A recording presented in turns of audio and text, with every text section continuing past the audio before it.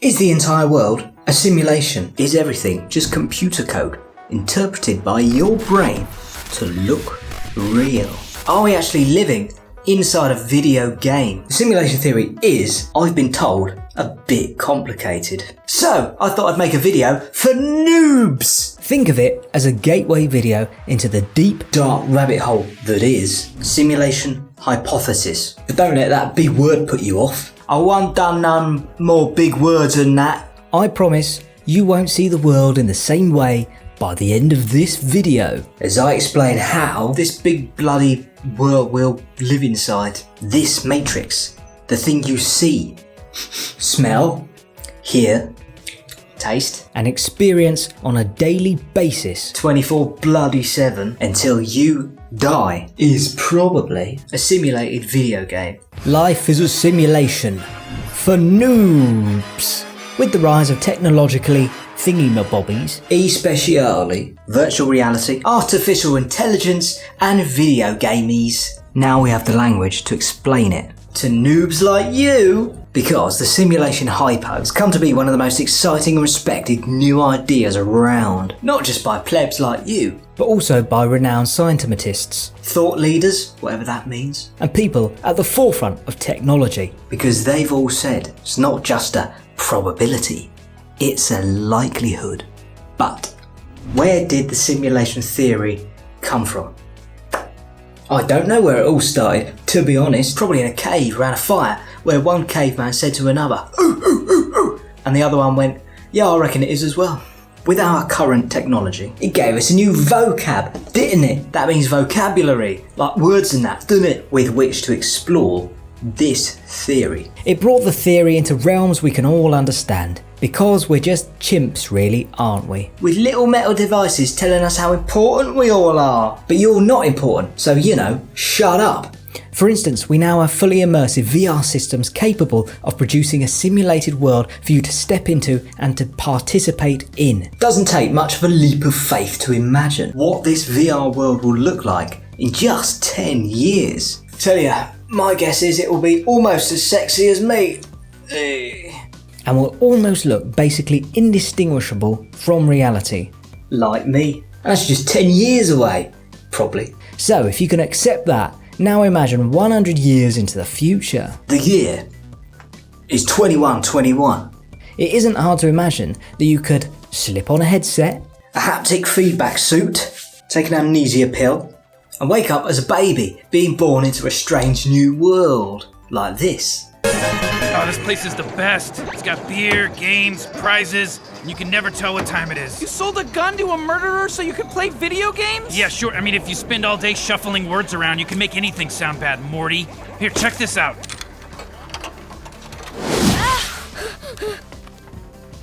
Whoa. Shit! Oh, what the hell? Whoa, where am I? 55 years. Not bad. Waking up as a baby in a strange new world, eh? Oh, nice little Aldous Huxley reference there, if strange meant brave. That's for all the people that can read books, which I admit is a minority. To be fair, I read on the news that drinking is quite bad for you, so I quit reading.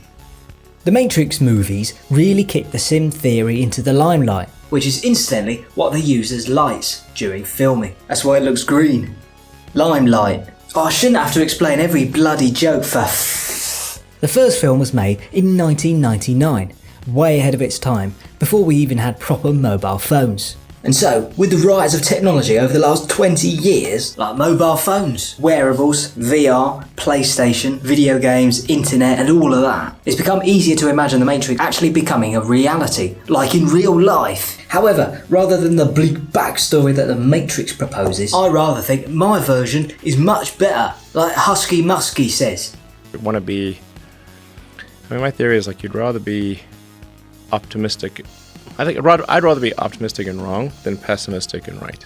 Rather than this being a simulation created by an evil AI that looks like a metallic squid-looking thing from the future to keep us all asleep, I think we all willingly choose to come here to participate in a video game called Life The Human Being Experience, a VR MMO RPG amnesia vacation for the soul. In 2003, Nick Bostrom, Oxford philosopher, and a bloke brighter than a limelight pie. That's a good joke, because it works on 2 levels, doesn't it? Bit like my A-level results. I got A, B, B, A. And still, no employer wants to take a chance on me. Don't look at me like that.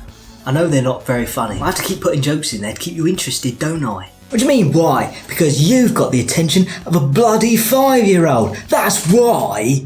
If you're just going to keep arguing back with me, you could just, f*** off. I accept your apology. Let's continue. Cut to Jack in the drawing room. Oh, hello. Welcome back. Anyway, Brainbox Bostrom wrote a paper called The Simulation Argument. And no, it's not just about how to argue. Grow up. Oh yeah, you come over and say that. He says the history of humanity could be an ancestor simulation run by humans from the future. Ooh, time travel-y. In his paper, Nicky B laid out 3 potential conclusions. First, humanity will go extinct before entering the post-human state. Can't make the Sims 50 if we're dead, can we? Let's assume then that humans do evolve to the post-human state. Every time I say post-human, it just conjures up this image of a little man with a load of stamps all over him. These future humans might not be interested in running simulations. The snobby motherfudgers. But what if humans do progress into a post-human state and we're interested in running ancestor simulations? Because let's face it, we would, wouldn't we? In that case, it's very likely that our current universe is a simulated reality. Ooh, bet you got your brain in a bigger tangle now than Rapunzel when Amazon forgot her order of Head and Shoulders. That's a shampoo. Because, she got long hair and that. Never mind that. The fact is, scientists in the field of quantum physics are finding new evidence every day to support this seemingly outlandish theory. I left the scientific papers to the Simi theory below in the description, so you can read them. I bet you won't though, will you? You'll just take what I said as read, won't ya? Similar questions have plagued humanity for thousands of years. The concept of the simulation is very similar to creationism. Many religions all claim the same thing, that this world was sculpted by a supreme being out of nothing, which is a bit like a video game, innit? Because that is something, but it's also nothing. It's not physical. You can't touch it or anything, is what I mean. But you won't find the word simulation in any religious texts. That's because they didn't have mobile phones. They didn't have the language to explain the simulation. They didn't have words like computer, AI, or simulation. All they had was God, demon, angels, illusions, and reflections. From the perspective of your brain, how would you know if your reality is real or simulated? Imagine, you go into a VR game. If a video game looks identical to this world, and through a combination of noises and atmosphere, it can make you feel as scared as you would be in this world, does that make the unreal real if it has the same effect on you as the real? You are suspending your disbelief temporarily. You know it's not real. If you know you can escape from the video game by lifting off the VR headset, it influences your behaviour. The stakes going into the game are low because you know it doesn't matter.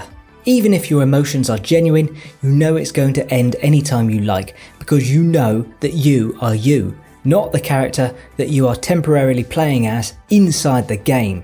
Now imagine that the next VR headset comes out and it says that by tapping into your brainwaves, they can make you forget that you are you. That you can go into the game not knowing it's a game. Not knowing that you could just take off the headset and leave at any moment. Would you enter it? Or was this a decision you've already made? Now that you believe that, let's zap 100 years into the hypothetical future. There's no need to work. It's likely very boring. And just like that, we distill the best bits of life into a film or video game. They distill the best bits of life into what we call a lifetime. VR has come on leaps and bounds. There's no clunky headset, just a little button you attach to your temple. The graphics look exact. You literally cannot tell your two worlds apart. You get to choose the exact experience you want before you go in and completely immerse yourself in it by forgetting who you are.